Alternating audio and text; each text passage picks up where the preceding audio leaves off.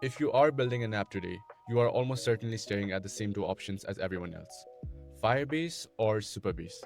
On the surface, they look the same. They both give you a database, an authentication, and real time subscription out of the box.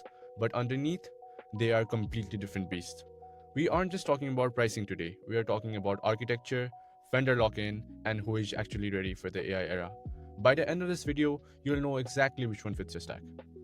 First, let's talk about the single biggest architectural decision you'll make: the database.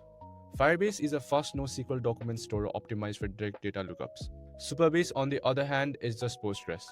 It is relational. If you love SQL, joins, and structured data schemas, Supabase is literally just a wrapper around Postgres. This matters because architectural depth is real. If your app requires strict data integrity and complex relationships, Supabase is the architectural winner.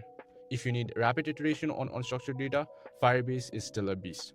Now let's talk about keeping that data safe. This brings us to row-level security, or RLS.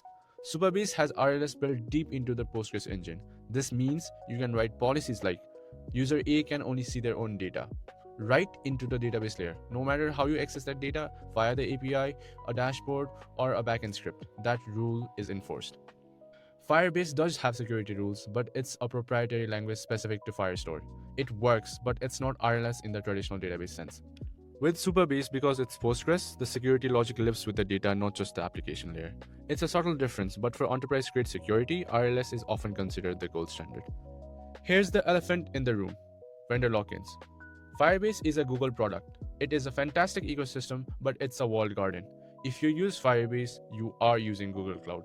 If you want to migrate out later, you have to rewrite your entire backend logic because it relies on proprietary Google services. On the contrary, Supabase is open source. This is a massive leverage point. Here's why. First, you can use Supabase Managed Cloud. Second, there are community images to run Supabase on AWS. Third, you can literally Docker compose Supabase on your own $5 server sitting in your basement. If Google shuts down a Firebase feature, you're out of luck. If Supabase disappears tomorrow, you can still run your own instance. You own the architecture. We are in the AI era, and this is where the gap widens. If you're building an AI app, like a chatbot or a semantic search tool, you need vector embeddings. Supabase supports pgvector natively. To do this in Firebase, you usually have to set up other AI services or use an external vector database like Pinecone. For AI native apps, Supabase is currently winning on simplicity. However, I have to give credit where it's due. If you are building a mobile-first application, Firebase is still the king of utilities. Supabase is catching up, but Firebase has a decade of polish on mobile-specific tooling. So here's the verdict. Choose Firebase if you're building a simple mobile native app where speed to market is everything and you don't mind the Google ecosystem. Choose Supabase if you want the power of SQL, or you're building AI features, or you simply want to own your infrastructure.